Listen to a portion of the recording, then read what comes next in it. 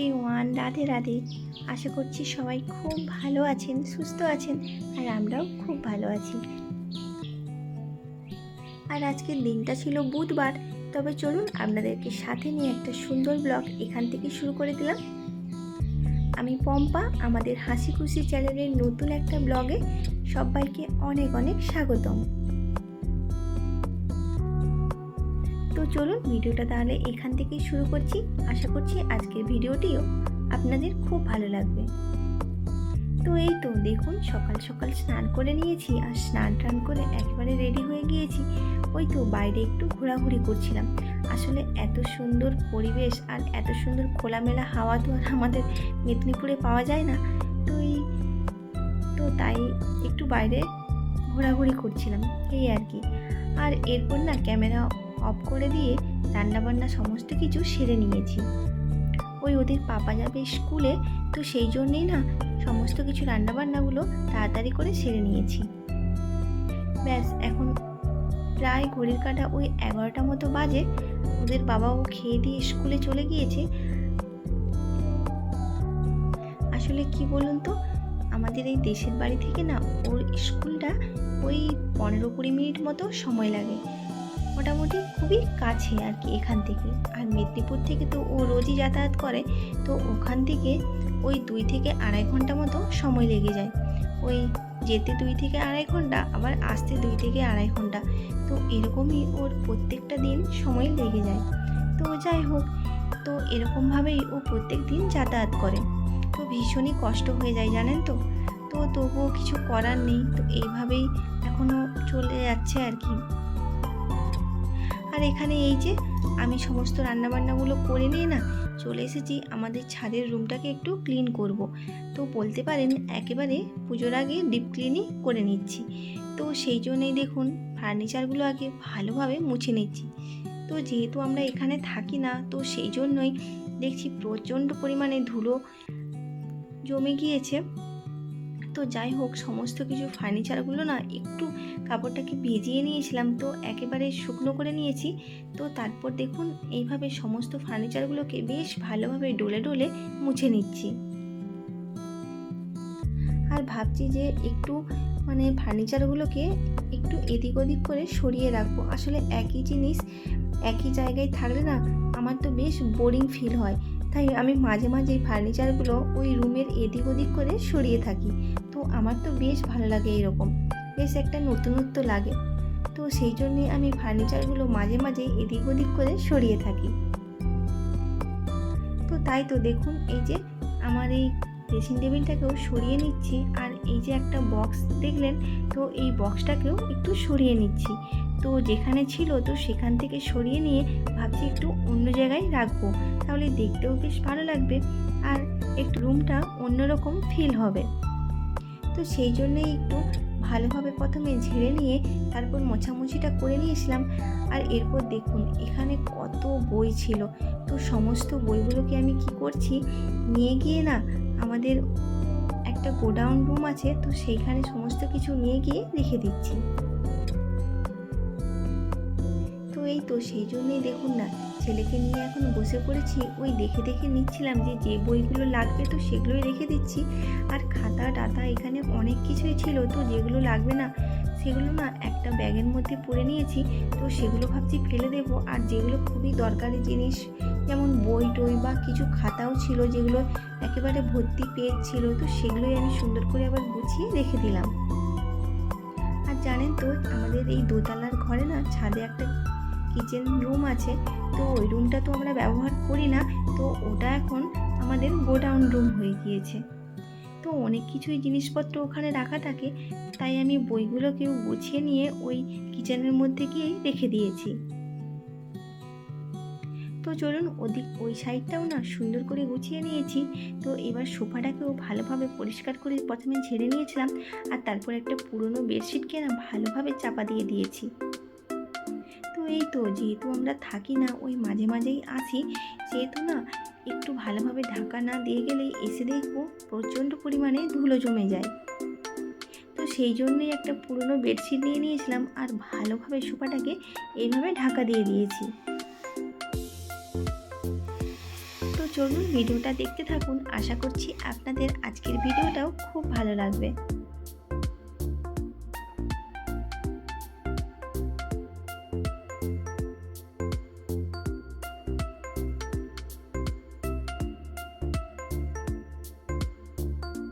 আর জানেন তো, এই যে আমার একটা শাড়ি ছিল, তো শাড়িটা না অনেক দিন যাবৎ পরাই হচ্ছে না, তাই ভাবলাম শাড়িটাকেই আমি কেটে ফেলেছি। এই যে কেটে না ছোট ছোট করে কেটে নিয়েছি। তো কেটে এবার এই যে ফার্নিচারগুলোর উপরে না ভালোভাবে ঢাকা দিয়ে দিচ্ছি। এতে ধুলোবালিও পড়বে না, আর দেখতেও কিন্তু বেশ ভালো লাগছে বলুন। তো যাই হোক, ওদিকগুলো ভালোভাবে মোছামুছি আমার হয়ে গিয়েছে। তো এবার আলমারিটাকেও ভালোভাবে মুছে নিচ্ছি।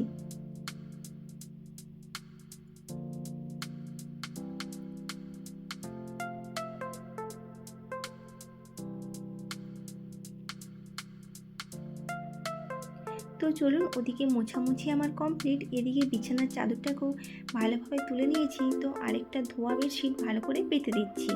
তো বিছানাটাকেও ভালোভাবে ঢাকা দিয়ে যাব।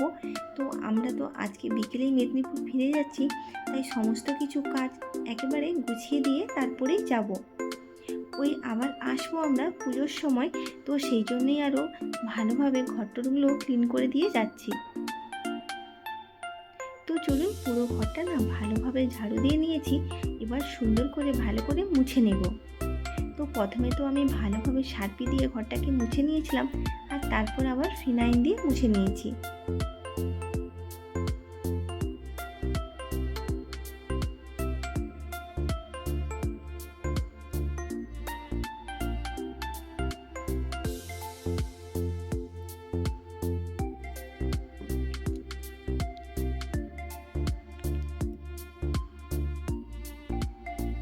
তো যাই হোক, চলুন, সমস্ত মোছামুছি ঝাড়াঝাড়ি আমার একেবারে কমপ্লিট। পুরো ঘর আমি একেবারে ভালোভাবে ক্লিন করে দিয়েছি। তো চলুন, ফাইনাল লুকটা আপনাদেরকে একবার দেখিয়ে দিচ্ছি। তো খুব স্পিডে আমি কাজটা করেছি, কিন্তু এই কাজটা করতে আমার মিনিমাম 2 ঘন্টা সময় লেগে গিয়েছিল। তো যাই হোক, খুবই তাড়াহুড়োর মধ্যে আমি দেখিয়ে দিয়েছি। তো না হলে তো অনেক বড় ভিডিওটা হয়ে যাবে, তো সেই জন্যেই আর কি। আর এই যে বালিশগুলো না ওর উপরে ভালোভাবে দিয়ে দিয়েছি, আর যাওয়ার আগে বালিশগুলোর উপরে না ভালোভাবে একটা কাপড় ঢাকা দিয়ে যাব, আর না হলে তো ভীষণ পরিমাণে ধুলো পড়ে। তো যাই হোক, এইভাবে সমস্তটা গুছিয়ে নিয়েছি। কেমন লাগছে আপনারা কিন্তু অবশ্যই একটা কমেন্টে জানাবেন। তো চলুন, এরপর বেশ কিছুক্ষণ পরে এসেছি। তো আমাদের খাওয়া দাওয়া হয়ে গিয়েছে দুপুরে সবার। আর দেখুন, আমাদের এদিকে তো বন্যা হয়ে গিয়েছে, তো চারিপাশ পুরো একদম জলে জল হয়ে গিয়েছে। তো চলুন, সেটাই আপনাদের সাথে একটু শেয়ার করছি। তো এদিকে দেখতে পাচ্ছেন, ওগুলো কিন্তু মাঠ, মানে অনেকটাই নিচু মাঠ। তো দেখতেই পাচ্ছেন পুরো মাঠ ভর্তি কিন্তু একদম জল।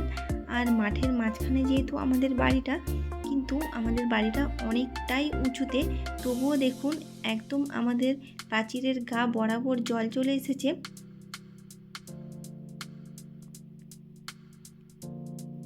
তো এরপর না 2 থেকে 3 ঘন্টা পর দেখছি আবারও কিন্তু জল বেড়ে গিয়েছিল। একেবারে আমাদের উপরে যে ওই চাতালটা করা ছিল, তো ওর উপর পর্যন্তই কিন্তু জল চলে এসেছিল। আর দেখুন, পেঁপে গাছটাকেও একেবারে হেলিয়ে দিয়েছে, আর গাছে কত পেঁপে হয়েছিল। তো যাই হোক, পেঁপে গাছে নাকি জল লাগলে পেঁপে গাছ আর বাঁচে না। তো এত সুন্দর গাছটা এবার নষ্ট হয়ে যাবে। তো যাই হোক, কিচ্ছু তো আর করার নেই।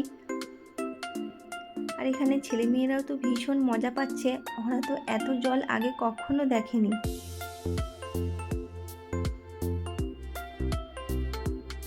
তো চলুন, আমাদের বাড়ির সামনেই না একটা খাল আছে, তো সেই খালটাও দেখছি একেবারে জলে পুরো থই থই করছে। আর ছেলে এখানে ভীষণই দুষ্টুমি করছে, ও বলছে মা আমি সাঁতার কাটবো। তো সেই জন্যে ওকে আর হাত ধরে আমি টেনে নিলাম। তো ভীষণই ভয়ে ভয়ে আছি, একেবারে জল পুরো থই থই করছে চারিপাশে। তার জন্যে ছেলে মেয়েকে প্রচণ্ড পরিমাণে চোখে চোখে রাখতে হচ্ছে। আসলে ওরা তো ছোট, বোঝে না। তো যাই হোক, ভীষণই খারাপ অবস্থা। এদিকে দেখতেই পাচ্ছেন জল একেবারে ভর্তি। তো কিছুক্ষণ পরে বিকেলের দিকে জল কিন্তু আরোই উঠে গিয়েছিল, একেবারে আমাদের এই প্রাচীরের উপরে জল উঠে এসেছিল।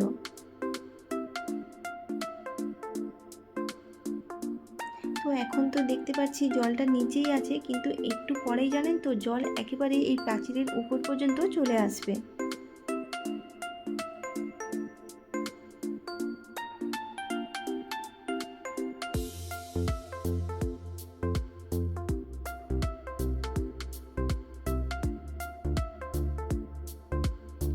তো দেখুন, একটু আগেই বলেছিলাম যে জল চলে আসবে। তো দেখুন, এই যে আমাদের প্রাচীরের উপর পর্যন্ত কিন্তু জল চলে এসেছে। তো 1 থেকে 2 ঘন্টার মধ্যে কিন্তু জল এতটা পরিমাণে বেড়ে গিয়েছে। যাই হোক, চলুন, এখন ওই 4:30 থেকে 5টা মতো বাজে, আমরাও রেডি হয়ে গিয়েছি মেদিনীপুরে যাওয়ার জন্যে। তো ছেলে মেয়েদের স্কুল খুলে গিয়েছে, তার জন্যে আমরা আর থাকতে পারলাম না, না হলে হয়তো আরও 2-4 দিন থাকতাম। তো যাই হোক, কিচ্ছু করার নেই, আর চলে তো যেতেই হবে। আর দেখুন, এই যে নদী পুরো ভর্তি জল একদম। তো দেখতেই পারছেন পুরো রাস্তার সমান সমান একদম জল থই থই করছে।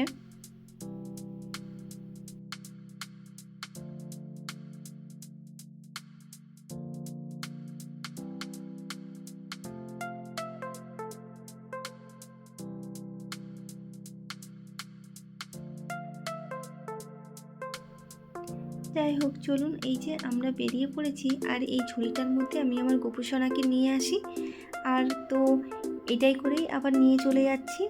তো যখন আসি আমি আমার গোপুসোনাকে সঙ্গেই নিয়ে আসি, আবার যখন যাই আবার সঙ্গে করেই নিয়ে চলে যাই। তো চলুন, এখন ধীরে সুস্থে মেদিনীপুর ফেরা যাক। চলে এসেছি মেদিনীপুরে, একদম আমাদের বাড়ির কাছাকাছিই চলে এসেছি। তো যাই হোক, চলুন, এবার আমরা আস্তে আস্তে করে ধীরে ধীরে নেমে যাব। তো চলুন, এখন ওদিকে ঘরদোরের অবস্থা ভীষণই খারাপ, গিয়ে এখন ঘরদোর পরিষ্কার করতে হবে। তো যাই হোক, চলুন, ভিডিওটা তাহলে এখানেই শেষ করছি। সবাই খুব ভালো থাকবেন, সুস্থ থাকবেন আর সাবধানে থাকবেন। আর আজকের ভিডিওটা কেমন লেগেছে আপনাদের সেটাও কিন্তু একটা কমেন্টে জানাবেন। ভালো লাগলে একটা লাইক করে দেবেন। দেখা হবে আবারও খুব শীঘ্রই পরের একটি নতুন ব্লগে। ততক্ষণের জন্য সবাই খুব ভালো থাকবেন। ধন্যবাদ।